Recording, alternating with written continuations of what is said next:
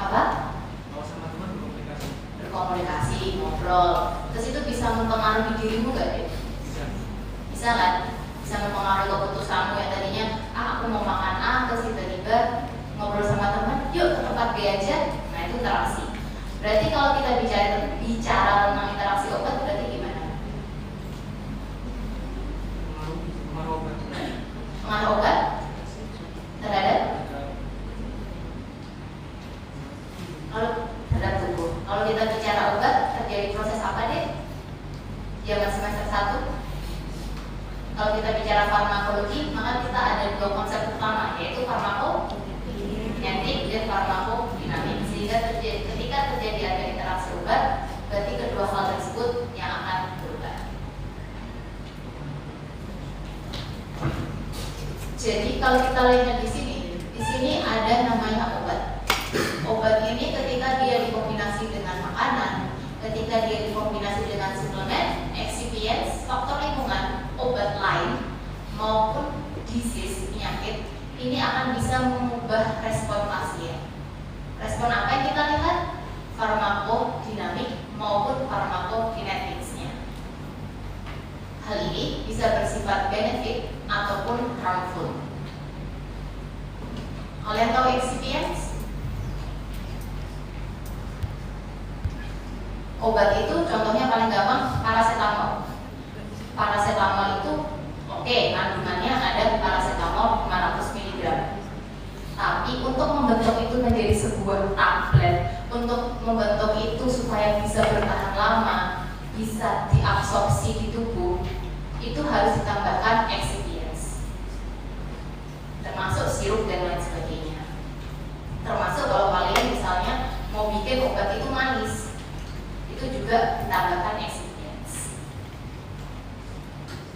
Nah, jadi kalau kita bicara interaksi obat, ini kita akan membicarakan mengenai interaksi bagaimana respon pasien itu yang dimodifikasi, yang berubah karena adanya makanan, suplemen, kemudian excipients, faktor lingkungan, obat-obat yang lain, penyakit, di mana ini bisa bersifat benefit ataupun harmful. Tapi karena ini cukup banyak, nanti kita fokusnya pada siang hari ini cukup di food drug interaction, kemudian di drug interaction, sampai yang terakhir kita bahas sedikit disease drug interaction yang terkait dengan blok kalian saat ini. Pertanyaan berikutnya saya, kenapa sih kita harus mempelajari, harus memahami interaksi obat ini? Jadi bisa menjawab?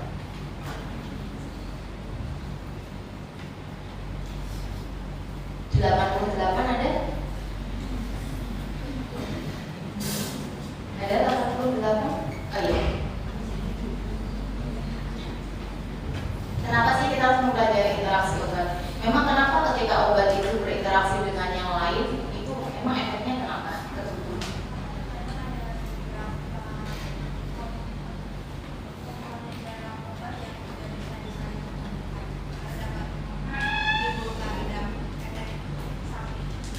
Ada beberapa komponen tadi.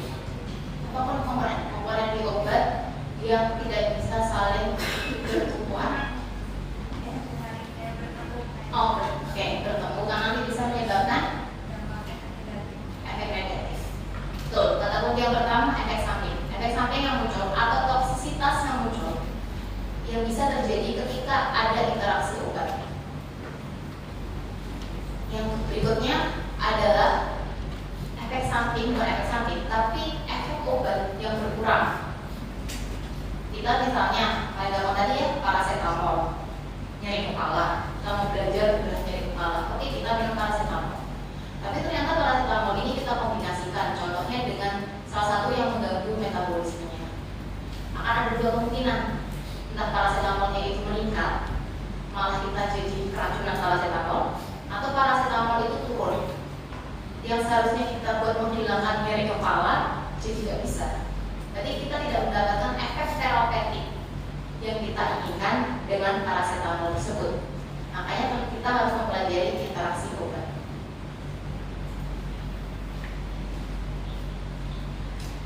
Kita kenal ada namanya cheese effect, keju. Jadi Jadi kita ada namanya obat MAO inhibitor, monoamin oksidase inhibitor. Dia merupakan salah satu obat untuk antidepresan. Si MAO namanya inhibitor, berarti otomatis dia akan menginhibisi si MAO yang tadi MAO. Keju ketika kita makan dalam tubuh kita itu akan dimetabolisme oleh MAO tersebut. Jadi nggak ada efek samping. Tapi ketika dikombinasi dengan MAO inhibitor tadi, jadi ada cerita ada orang minum antidepresan terus makan keju tiba-tiba nyeri kepala. Itu kenapa? Karena ternyata si MAO ini tidak akan karena diinhibisi ya, berarti dia tidak akan memetabolisme si keju. Keju mengandung tiraminnya ini akan meningkat. Tiramin meningkat, masuk ke neuron adrenergic. Kemudian salah satu efeknya akan menyebabkan peningkatan dari noradrenalin, nyeri kepala, hingga hipertensi. Maka dari itu, ini mulai salah satu muncul terjadinya food drug interactions. Berikutnya, contoh berikutnya urgensinya ada cardiotoxicity. Contohnya ada obat namanya terfenadine. Terfenadine ini sifatnya prodrug. Kalian tahu prodrug? Apa prodrugnya itu? Apa? Iya, obat yang belum aktif. Bagaimana cara mengaktifkannya? Salah satunya adalah dengan dimetabolisme di hepa. Contohnya terfenadine, dia prodrug, dia akan dimetabolisme oleh CYP3A4. Dimetabolisme menjadi fexofenadine. Ini sifatnya non-toksik, bisa sebagai antihistamin untuk alergi. Tapi ternyata ketika terfenadine ini kita kombinasikan, kita interaksikan dengan inhibitor dari CYP3A4, contohnya adalah ketoconazole ataupun erythromycin, otomatis dia kan nggak bisa jadi fexofenadine, dia akan tetap menjadi terfenadine. Ini akan menumpuk berakumulasi dalam tubuh. Akumulasi ini nanti akan mempengaruhi channel HERG yang ada di jantung. Channel ini kalau diblokir, akibatnya apa? Terjadi gangguan aritmia jantung, irama jantung berubah menjadi lebih cepat dan tidak terkontrol. Kalau jantung kita, ini namanya iramanya sinus rhythm, gelombangnya pasti seperti itu terus. Tapi ketika kalian kardio harus ini. Tapi kalau misalnya ada yang mengganggu irama tersebut jadi lebih cepat, jantung itu bahkan nggak sempat untuk kontraksi deh, getar. Nah, bisa bayangkan dia getar terus, harusnya dia bisa kontraksi, darah keluar, darah dirinya beredar, oksigen keluar masuk, dia cuma getar. Akibatnya itu lama-lama bisa terjadi cardiac arrest, jadi sudden death.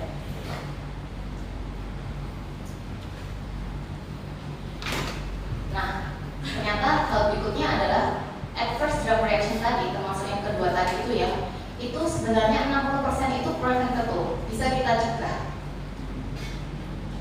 ADRS ini, jadi memang disebabkan oleh obat, itu salah satu penyebab paling sering adalah drug-drug interaction. Jadi memang dibandingkan food drug interaksi, dibandingkan herbal, dibandingkan obat penyakit, memang yang paling sering diteliti itu memang interaksi antara obat dan obat. Nah, pada pasien-pasien dengan usia di atas 65 tahun, itu biasanya terjadi polifarmasi. Polifarmasi apa nih? Polifarmasi, jadi poli banyak ya. Adalah penggunaan obat biasanya teorinya lebih dari sama dengan 5 jenis obat yang berbeda pada satu pasien.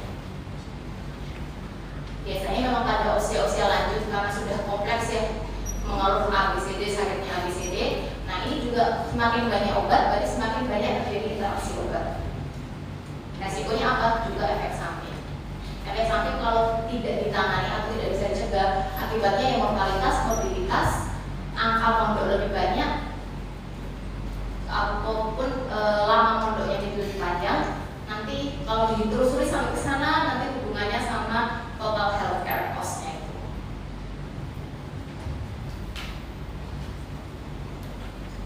Sehingga kita harus mempelajari interaksinya, karena kita yang menghindarkan ADRS tadi. Salah satu yang konsekuensi dari interaksi tadi kita sudah bahas, ada intinya ada 2, safety. Apakah obat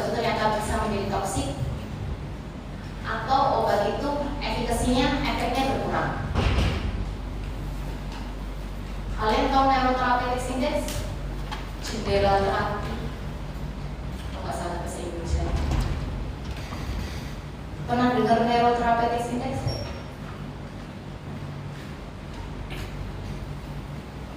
Oke, gampangannya neurotherapeutic index itu obat itu punya dosis A sampai B.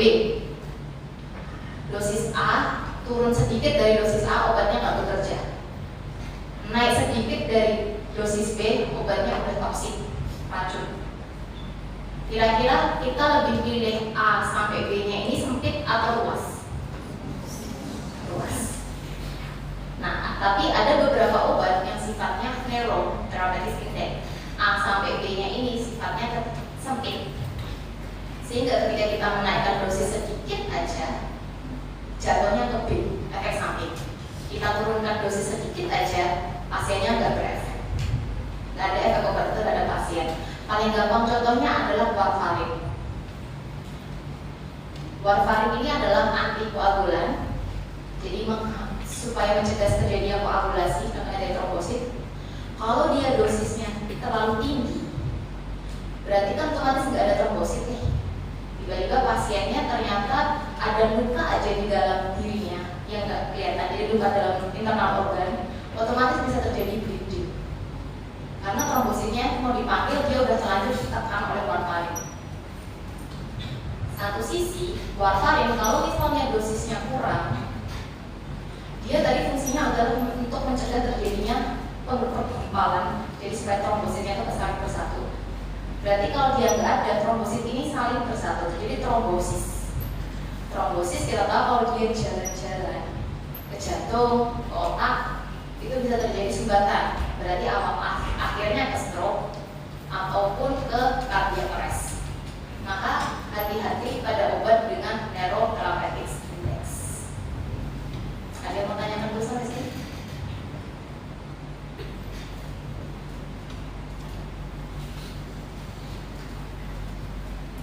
Kalau nggak ada saya nanya. Jadi apa sih yang terjadi ketika kita tadi bicara tentang interaksi obat? Obat A ketemu obat B, obat A ketemu makanan A. Yang kita lihat itu apa deh, respon apa tadi? Apa? Tadi kalian tadi bilang apa? Tadi itu dulu apa? Farmakodinamik dan farmakodinamik. Apa perbedaan farmakodinamik dan farmakodinamik? Kalau nasib obat dalam tubuh itu apa? Kalau farmakodinamik berarti bagaimana? Ya, intinya bagaimana sih obat itu nanti akan berefek ke kita? Apakah obat itu bisa menyembuhkan kita? Apakah obat itu bisa meningkatkan respon yang kita inginkan?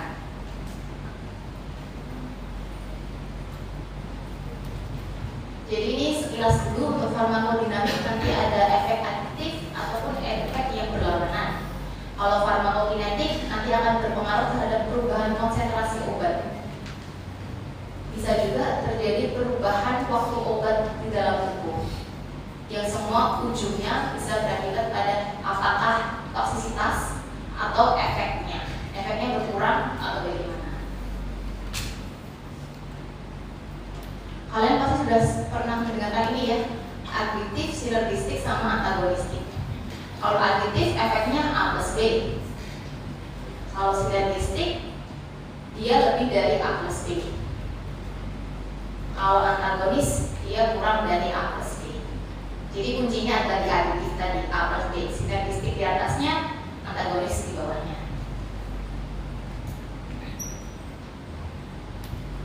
Untuk farmakodinamik di sini kita lihat dia bisa antara kombinasi dua obat yang memiliki efek farmakologis yang sama. Contohnya adalah benzodiazepin dan barbiturat yang memiliki reseptor yang sama. Kemudian bisa juga saling berkompetisi pada ikatan tersebut. Biasanya efek otomatis kurang dari additif. Kemudian yang terakhir ada reseptor yang berbeda. Otomatis kalau ada reseptor yang berbeda, mereka bisa berikatan sendiri-sendiri. Jadi mereka bisa berikatan sendiri-sendiri sehingga efeknya pun bisa sampai sinergistik. Kemudian yang terakhir kemudian ada opposing. Opposing berarti bisa saling berlawanan ya, mengurangi respon. Kemudian juga kita tahu bahwa farmakodinamik ini memang common di clinical practice, tapi ini salah satu yang bisa kita cegah. Misalkan kita tahu bagaimana obat-obatan tersebut bekerja, bagaimana efek samping obat-obatan tersebut, dan tujuan terapi kita. Kalau kita bicara farmakokinetik, kita tahu ada absorpsi, distribusi, metabolisme, dan ekskresi. Kalau absorpsi pasti hubungannya dengan bagaimana pH di lambung, bagaimana pengosongan lambung. Kalau distribusi akan berhubungan dengan protein bindingnya. Kemudian kalau metabolisme nanti kita akan membahas sedikit tentang sitokrom P450. Kalau ekspresi biasanya berhubungan dengan renalnya ataupun bagaimana pH urin itu sendiri yang akan mempengaruhi obat-obatan tertentu.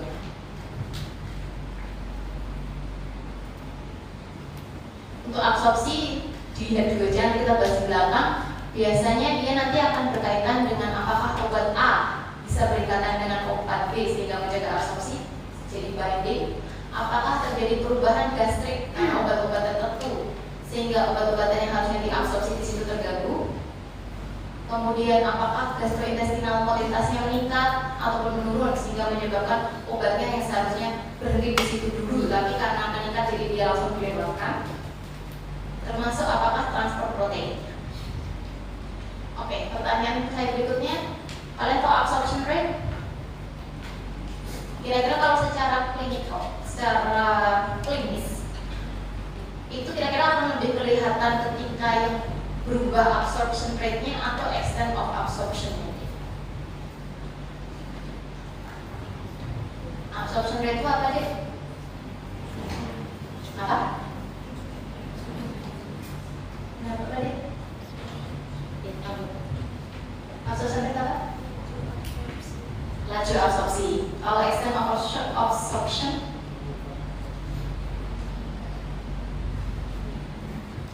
benar ya? Gampangannya kalau absorption rate, laju absorpsi. Misalnya ini contoh ngawur, ada obat A, dia harusnya diabsorpsi di usus, kecepatannya 5 nih. Tapi karena ada obat-obatan tertentu yang mengganggu, kecepatan absorpsinya turun menjadi 3. Kalau yang extent of absorption, dia seharusnya diserap 50%, tapi karena terganggu dia hanya bisa diserap 20%. Kira-kira secara efek lebih berefek yang mana nih? Yang A atau B? Yang B. Karena kalau A, dia tetap akan terabsorpsi, kan cuma berkurang aja. Kalau yang B, seharusnya kita butuh 50% untuk mendapatkan efek terapeutik, tapi kita cuma punya 20%.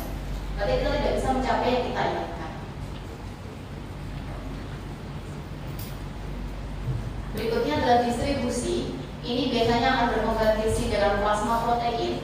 Ketika plasma proteinnya jadi bisa saling mendisplace, mengganti ikatannya, sehingga lebih banyak free drug. Kalau free drug itu berarti obat-obatannya bisa berefek atau malah nggak berefektif. Jadi ketika obat itu diikat dengan protein, atau ketika obat itu bebas yang kita gunakan sebagai obat dalam tubuh.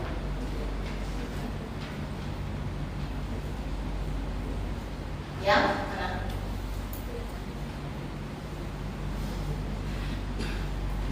Yang bebas. Kalau obat itu berikatan dengan protein, kita mudahnya dia dikunci. Jadi seharusnya dia menempel ke reseptor, misalnya di tiroid, dia nggak bisa nempel. Tapi kalau free drug, berarti dia bisa nempel ke reseptor tersebut.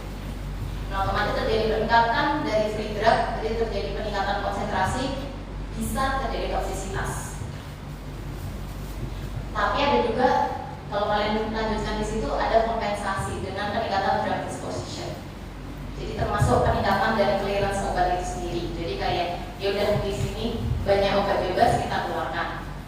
Tapi yang jadi masalah adalah tadi kembali lagi kalau kita ketemu obat yang memiliki narrow therapeutic index.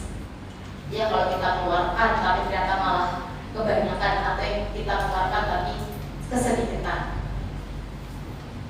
Kemudian itu juga sama displacement from tissue binding, dan terakhir perubahan dari local tissue barrier, contohnya adalah inhibisi dari PGP di blood-brain barrier. Jadi memang di antara acne distribusi ini sebenarnya kurang signifikan jika dibandingkan dengan absorpsi, metabolisme atau ekspresi dalam interaksi obat. Oke, berikutnya ada metabolisme. Metabolisme ini nanti akan kaitannya dengan induksi sitokrom P450 ataupun inhibisi.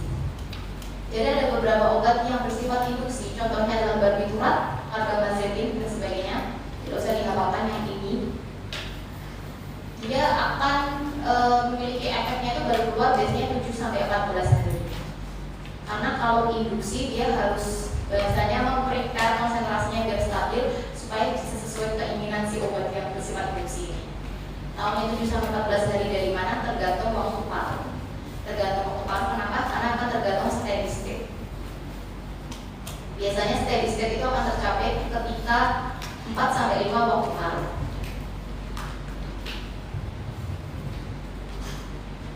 Tadi ya ada induksi berarti ada inhibisi. Contohnya adalah amiodaron, simetidine, erythromycin.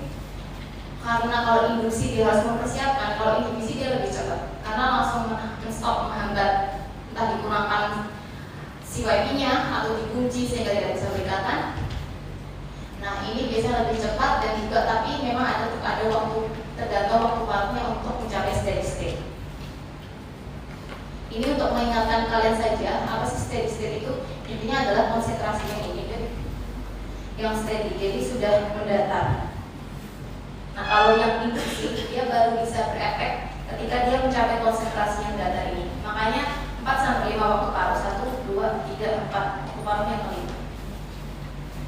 Makanya kalau misalnya waktu parunya 3 sampai 5 hari itu tentu berbeda ketika dengan obat-obatan waktu parunya itu misalnya 8 jam.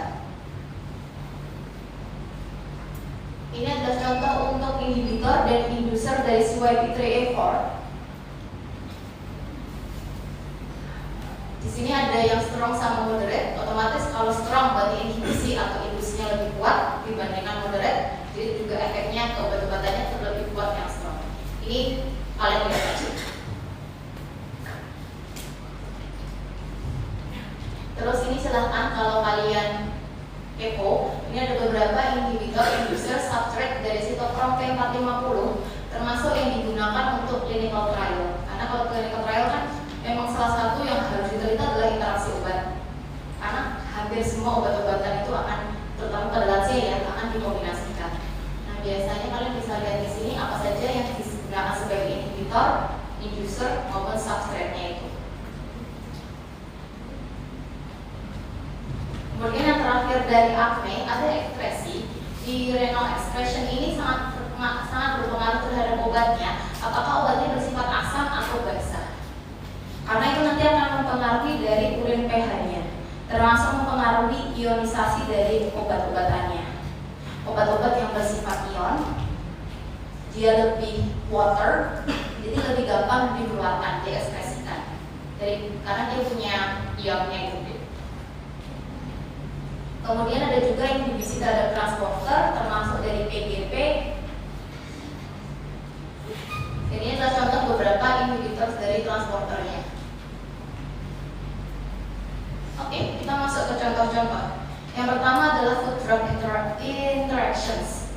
Paling sering dan paling akan kalian dengar ada namanya grapefruit juice. Tapi grapefruit juice itu ternyata setelah saya googling bukan anggur. Saya nggak tahu apa ya kalau di Indonesia namanya. Ya itulah pokoknya. Grapefruit juice ini adalah salah satu inhibitor CYP3A4 yang kuat. Dan dia juga menginhibisi yang lainnya juga. Tapi dia juga sifatnya irreversible. Dan ketika kita mengkonsumsi dalam 4 jam saja si grapefruit juice ini, itu bisa sampai mengurangi CYP3A4 sampai 47%. Jadi hampir setengahnya enzim ini kita kurangkan.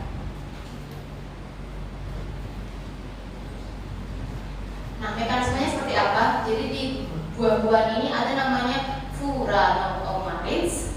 Salah satu turunannya adalah bergamotin. Dia yang bekerja sebagai inhibisi dari CYP3A4. Nah, dia bekerja dengan cara apa? Dengan cara mendegradasi si CYP3A4 dan mencegah translasinya. Jadi dia menurunkan dan mencegah supaya tidak terjadi pembentukan yang baru. Makanya bisa sampai 47% tadi.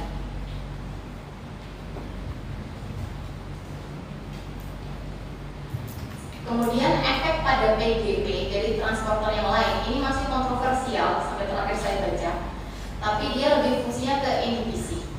Kemudian untuk yang transporter yang organik anion transporting polypeptides, dia sifatnya juga inhibisi. Jadi contohnya kalau yang di PGP ini, PGP itu kan salah satunya ada di usus ya deh. Jadi kalau obat-obatan yang seharusnya transporternya melalui PGP, nanti akan dimasukkan ke PGP transporter lewat diabsorpsi. Sehingga kalau ada inhibisi di PGP, berarti absorpsinya pun akan berkurang.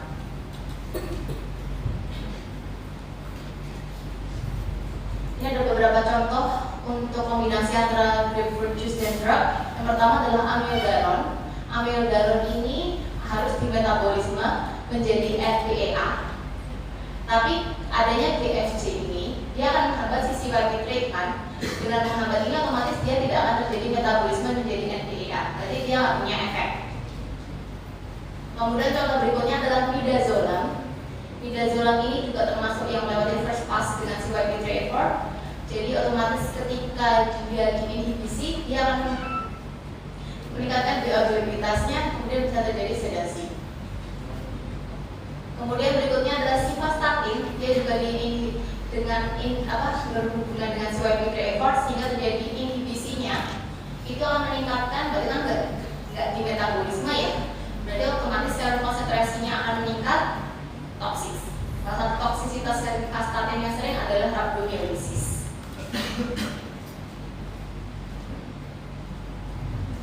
Kemudian berikutnya yang mungkin kalian sering mengkepo adalah susu.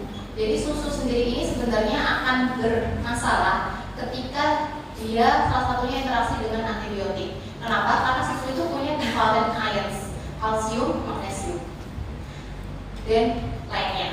Jadi ketika si magnesium dan kalsium ini berikatan dengan antibiotik, otomatis dia akan kesulitan untuk diserap karena dia membentuk sebuah kompleks. Contohnya adalah seperti di ciprofloxacin ataupun tetracycline. Sehingga ketika bioavailabilitasnya ini turun karena nggak bisa diserap, maka otomatis bisa terjadi kegagalan pengobatan. Dan yang berikutnya kita bicara antibiotik, antibiotik ada resistensi, tapi kita tidak bisa mendapatkan dosis yang kita inginkan. Yang seharusnya katakan kita butuh 50, tapi karena dia berikatan dengan susu jadi 30, bakterinya kan udah terlanjur tahu tuh sama antibiotik, tapi nggak cukup kuat untuk melawan. Bisa saja menyebabkan resiko resistensi atau membuat bakterinya menjadi vital. Makanya harus berhati-hati antara kombinasi antibiotik dengan susu. Berikutnya adalah kafein yang biasanya pada kopi maupun teh. Nah ini akan bermasalah ketika salah satunya dengan teofilin. Teofilin adalah biasanya sebagai bronkodilatator untuk asma, untuk penyakit paru obstruktif kronis PPOK.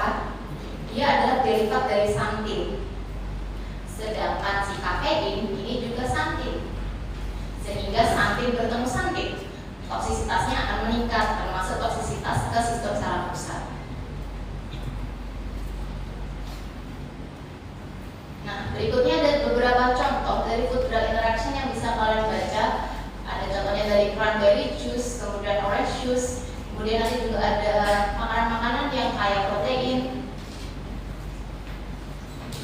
Ini juga bisa kalian lihat, nanti kalian bisa dibaca sendiri-sendiri.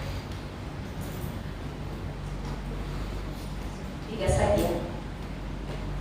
Kemudian berikutnya yang paling penting dari interaksi obat adalah interaksi obat dengan obat. Karena mayoritas pasien itu hampir jarang cuma kita resepkan satu obat. Selain memang kita butuh, pasien itu kayak kadang itu kurang mantap gitu kalau cuma dapat satu obat. Nah, interaksi obat kalau dilihat dari farmakodinamik ini bisa bersifat menguntungkan ataupun harmful. Yang beneficial seperti apa? Contohnya adalah corticosteroid digabung dengan long acting beta adrenoreceptor agonis atau yang kita kenal sebagai LABA. LABA ini biasanya kita gunakan pada bersama kayak sitofilin pada pasien-pasien dengan PPOK atau asma.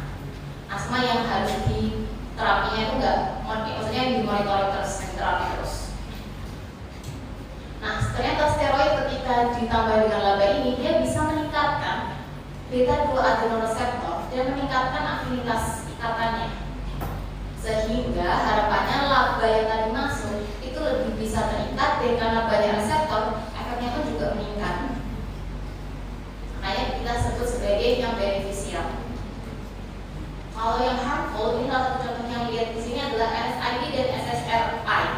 SSRI ini adalah salah satu obat untuk antidepresan juga.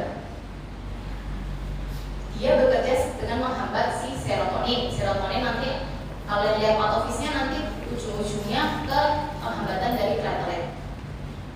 Padahal kita tahu kalau NSAID points itu sifatnya juga iritasi ke lambung.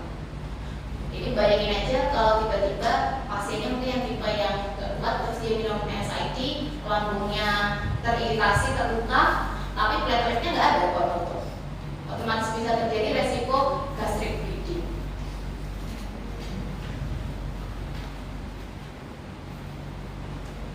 Ini nice to know. Untuk farmakodinamiknya di sini bisa bekerja dengan direct effect pada reseptor, bisa bekerja pada biological atau physiological control, dan bisa juga efektif atau opostadi. Nah, kita masuk ke beberapa contoh. Yang pertama adalah opioid. Opioid itu contohnya, tahu nggak nih apa? Paling sering biasanya yang masih digunakan hingga sekarang tapi dengan pengawasan adalah morfin. Morfin biasanya digunakan untuk painkiller pada pasien-pasien kanker. Nah, dia memiliki resiko untuk namanya obat antinyeri yang overdose.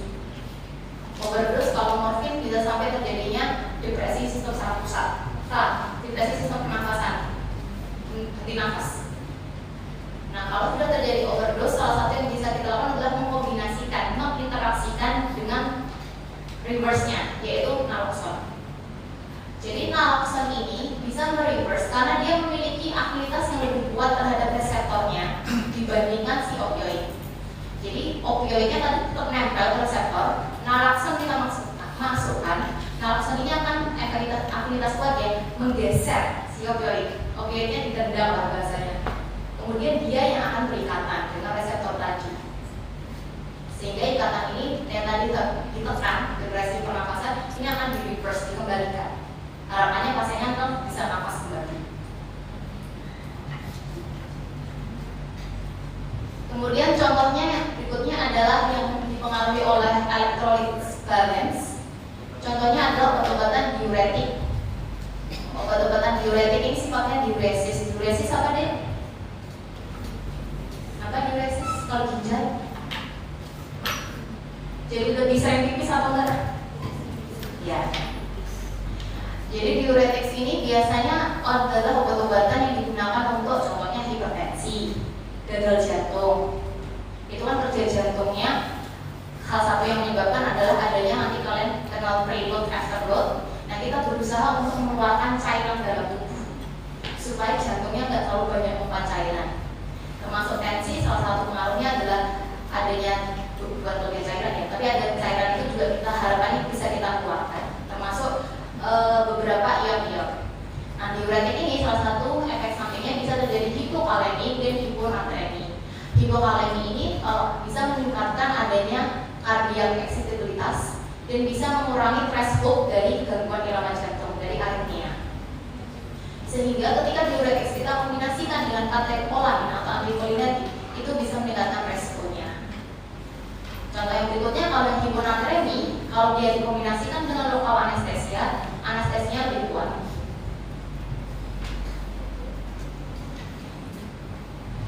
Kemudian tadi farmakodinamik, kita masuk ke farmakokinetik. Contoh-contohnya, yang pertama tadi ya alter gastric pH.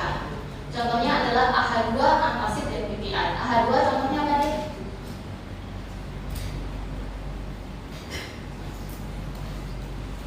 Ranitidine.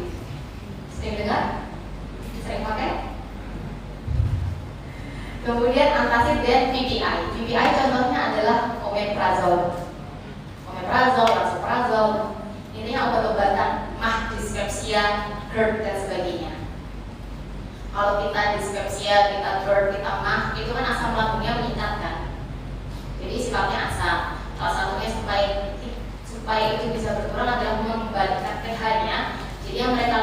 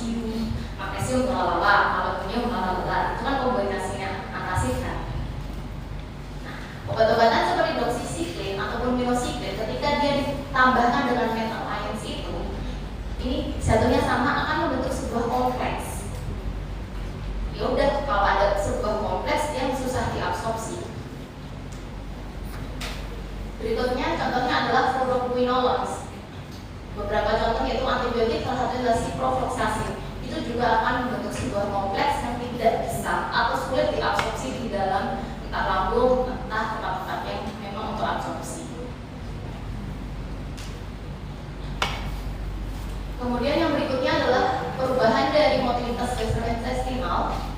Contohnya adalah metoclopramide, biasanya untuk anti mual, antiemetik. Dia akan meningkatkan gastric transit dan juga akan mempercepat dari pengosongan lambung, sehingga bahasanya obat yang seharusnya ada di gaster untuk absorpsi dan distribusi, dia belum sempat dipecah, udah dorong ke usus. Berarti otomatis obat itu nggak bisa diabsorpsi. Makanya contohnya ini nanti akan mengurangi drug absorption-nya. Contohnya adalah obat-obat seperti absorpsi dari digoxin maupun theophylline. Kemudian untuk transfer protein, beberapa transfer protein ada namanya PGP, OATP, OAT, OCT, dan sebagainya. Nah, PGP ini ketika dia diinhibisi itu bisa menghambat dari absorpsi obat juga. Dan ini akan berbahaya ketika obat-obatan tersebut kembali lagi memiliki narrow therapeutic index.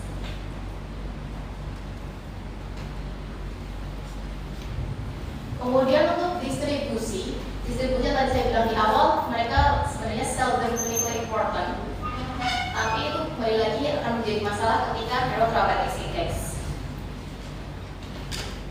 Jadi obat-obatan yang memiliki higher degree of binding to plasma protein, memiliki narrow therapeutic index ataupun onset efek obat yang cepat, itu bisa lebih beresiko menyebabkan efek samping atau toksisitas.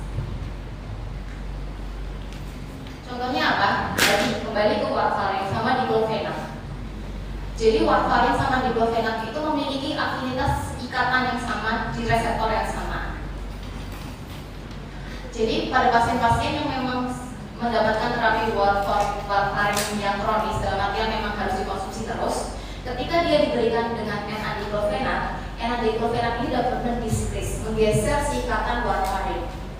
Karena warfarin itu selain dia narrow, dia juga ikatannya cukup banyak. Ketika dia displace, otomatis warfarin ini free drop-nya banyak di tubuh. Efeknya lebih besar, perdarahan. Contoh berikutnya adalah verapamil sama digoxin. Verapamil ini bisa mendisplace si digoxin. Padahal digoxin itu juga nanti akan pengaruhnya ke severe dysarrhythmia. Jadi nanti sampai dari atrioventricular block sampai terjadinya shock cardioid. Oke, next kita masuk ke metabolisme.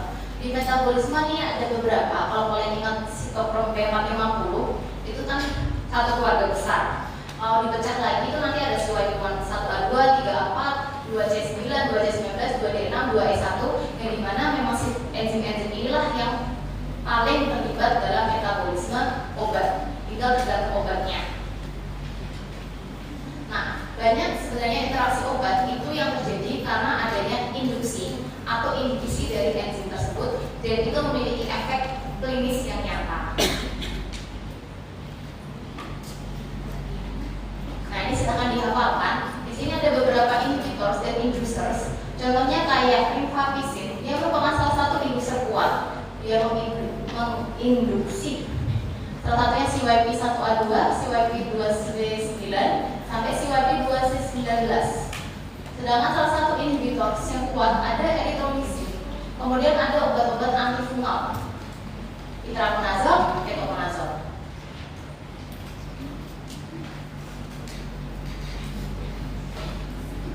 Inhibisi dia tadi lebih cepat, dia sifatnya ada dua, reversible dan irreversible. Yang reversible dia ada yang kompetitif. Namanya kompetitif berarti dia berikatan pada tempat yang sama. Karena dia berikatan pada tempat yang sama, nggak ada dihancurkan dan sebagainya, dia lebih cepat untuk dibalik. Kalau misalnya inhibitor itu kita stop, reversible-nya lebih cepat. Contohnya apa? Omeprazole dan clopidogrel. Omeprazole ini adalah inhibitor dari CYP2C19, di mana dia ketika dikombinasi dengan clopidogrel akan mempengaruhi biotransformasi. Jadi clopidogrel ini salah satu yang termasuk prodrug yang harusnya diubah untuk menjadi aktif metabolit. Dia clopidogrel itu temannya warfarin, jadi hubungannya sama antiplatelet supaya nggak terjadi sumbatan trombosis dan sebagainya. Nah, karena dia tidak bisa diubah, otomatis efek antiplateletnya itu akan berkurang dan bisa pada pasien-pasien dengan akut coronary pada pasien-pasien dengan serangan jantung, untuk mondok yang kedua kali atau untuk kematian itu bisa untuk terjadi resiko kematian itu meningkat sampai 27%. Makanya sebenarnya itu ketika interaksi itu tidak kita perhatikan. Kemudian berikutnya tadi kalau kalian ingat reversible ada metabolic intermediate complex. Jadi intinya inhibitornya tidak binding ke reseptor, tapi dia binding ke enzim dan substratnya. Jadi binding ke obatnya. Dia lebih lama reversibelnya dibandingkan yang tadi. Contohnya adalah erythropoietin. Yang berikutnya adalah non-kompetitif. Kalau kompetitif pada reseptor yang sama, kalau non-kompetitif kita kenal ada namanya allosteric site. Ada yang tahu allosteric site? Ada yang mau jawab?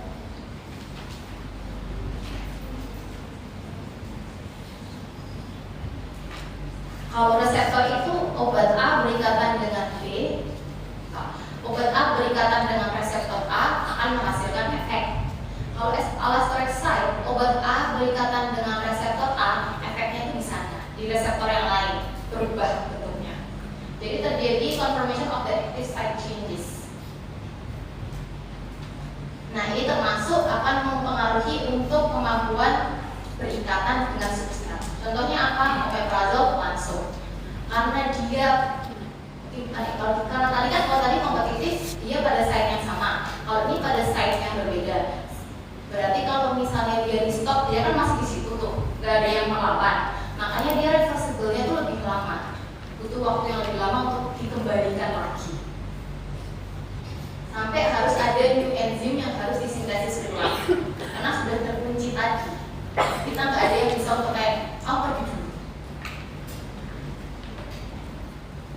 Kemudian berikutnya kalau inhibisi ada irreversible. Di sini masalahnya kenapa dia irreversible karena dia akan mengoksidasi CCYP-nya.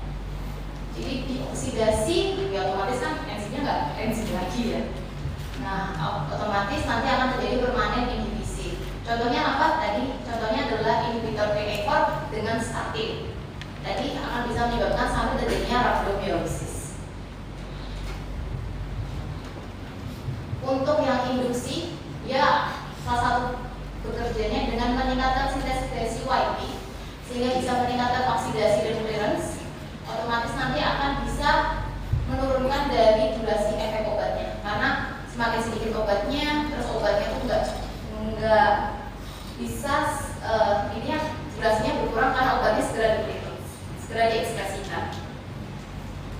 Contohnya enzim inducer tadi ya, rifampicin, fenobarbital, phenytoin, carbamazepin, dan obat-obatan antituberkulosis. Kalau induksi ini contohnya rifampicin, dia merupakan induksi kuat dari CYP3A. Dia akan meningkatkan eliminasi dari midazolam sampai steroid. Contoh berikutnya adalah fenobarbital dan lamotrigine. Dia akan membentuk reaksi metabolit sehingga bisa menyebabkan efek samping leukopen. Nah, untuk induksi ini sangat bergantung dengan waktu paruh. Contohnya kayak rifampicin, dia punya waktu paruh yang pendek, jadi efeknya sudah bisa muncul dalam 24 jam. Sedangkan fenobarbital waktu paruhnya 3-5 hari, sehingga dia membutuhkan waktu 1 minggu untuk mencapai steady state, baru dia bisa mengeluarkan efek induksinya.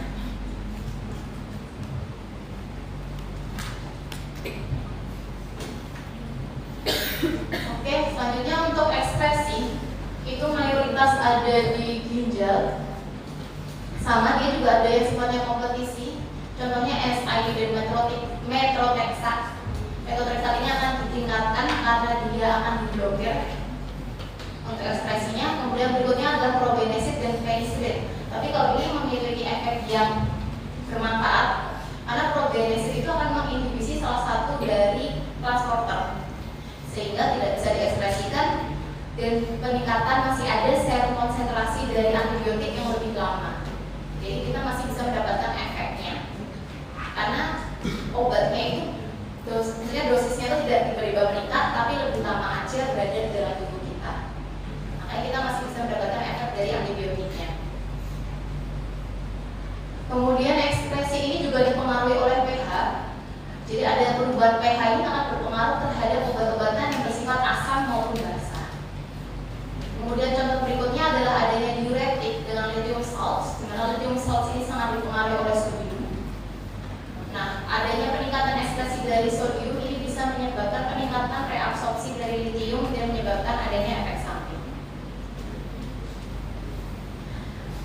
interaksi obat itu sangat-sangat banyak.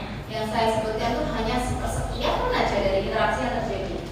Nah, karena kita juga manusia tidak boleh menghafalkan itu semua, silakan ini ada beberapa drug interaction checker yang ada di website yang gratis, tapi ada juga yang berbayar yang di bagian bawah-bawah. Ini cuma buat yang nice to know. Intinya kalau drug interaction ini sebenarnya dia diklasifikasinya berbeda-beda, sangat tergantung dari yang bikin. Kalau ini contoh dari Netscape, dia mengklasifikasikan ABCDX, dan itu ya yang kayak A tidak interaksinya pronoun, terus dari itu yang B mild, C modest, D major, dan sampai X kontraindikasi. Kita stop bentar ya.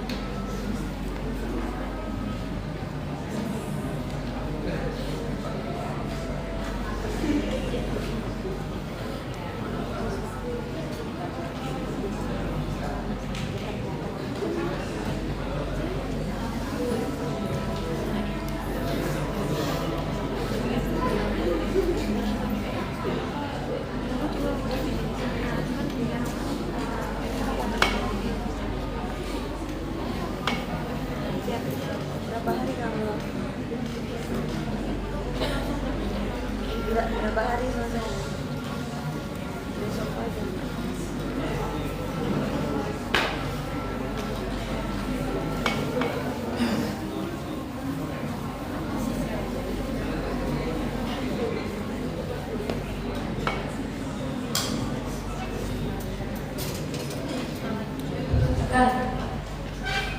Berikutnya ada renal impairment yang berkaitan dengan kelelahan motorik prostata. Ya, tapi berkaitan banget sih dari sana.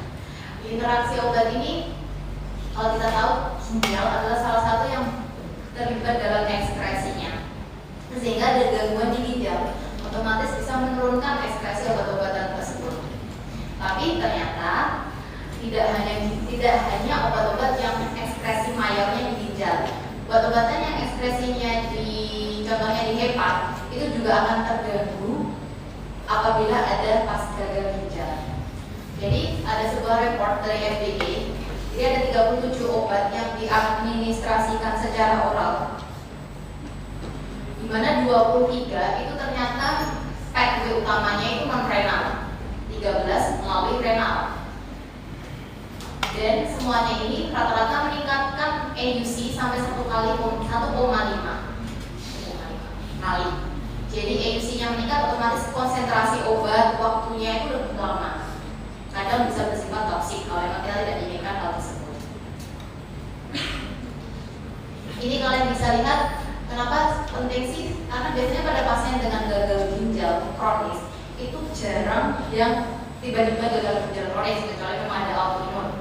Biasanya ada pemicu, contohnya pasien-pasien dengan hipertensi, pasien-pasien dengan gagal jantung, pasien-pasien dengan diabetes. Itu ending-endingnya biasanya terjadi gagal CKD, chronic kidney disease. Nah, makanya biasanya akan mau nggak mau akan terjadi kombinasi obat.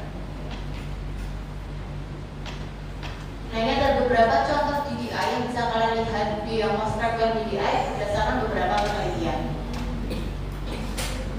Nah, kenapa sih bisa terjadi pengaruh perubahan pada PKPD, termasuk pada mereka yang non renal? Jadi ternyata di ginjal itu salah satunya juga ada sitokrom P450.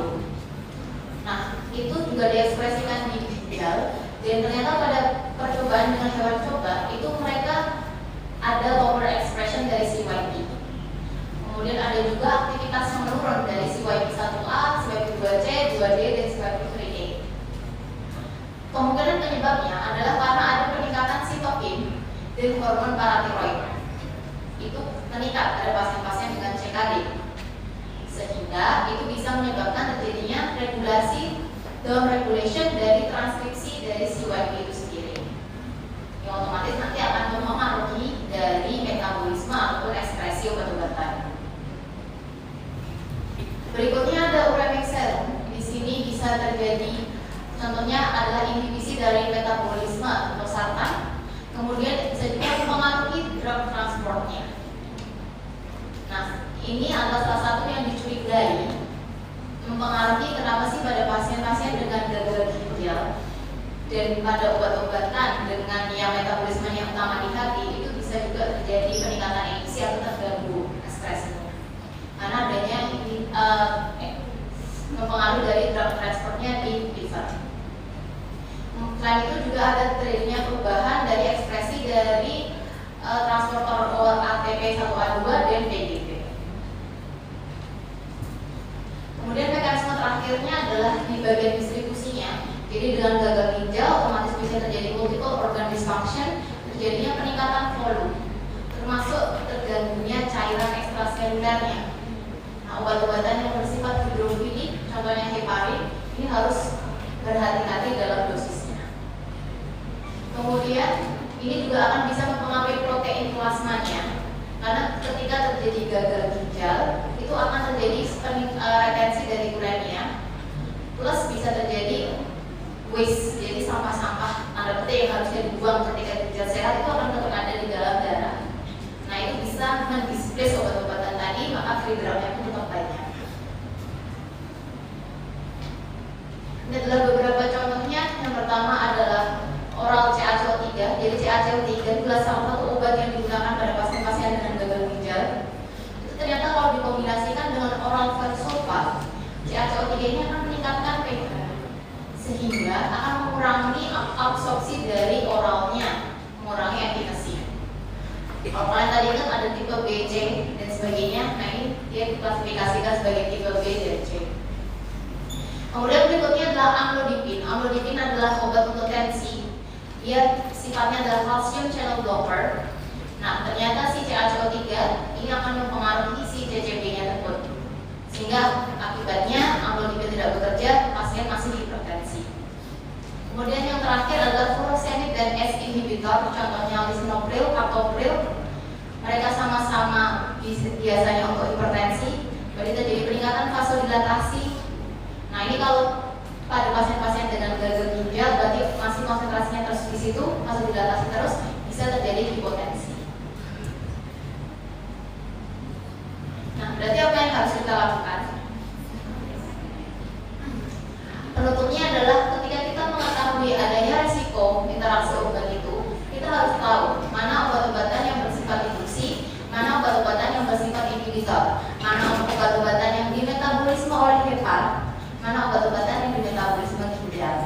bagaimana kondisi ginjal pasien, bagaimana kondisi hepar pasien. Selain itu kita juga harus tahu obat-obatan yang memiliki neurotherapeutic index, warfarin, phenobarbital, phenytoin, itu neurotherapeutic index. Harus hati-hati terhadap dosis obat-obatan tersebut. Kemudian yang terakhir yang paling penting adalah monitor pasien. Kalian mau memberikan obat apapun, 1 obat, 2 obat, efek samping, alergi itu selalu akan ada kemungkinan muncul. Jadi selalu monitoring pasien kalian apakah obatnya memiliki efek yang ingin kalian, apakah malah membuat terjadinya efek samping. Ini silakan dipelajari untuk beberapa obat yang memiliki neurotherapeutic index. Dan itu saja dari saya. Ada yang mau tanyakan terlebih dahulu? Sudah cukup paham? Jangan lupa kalau ini tambahan kita tetap keluar ujian ya. Oke, kalau nggak ada yang ditanyakan bisa saya tutup. Mohon maaf kalau salah sebelumnya. Assalamualaikum.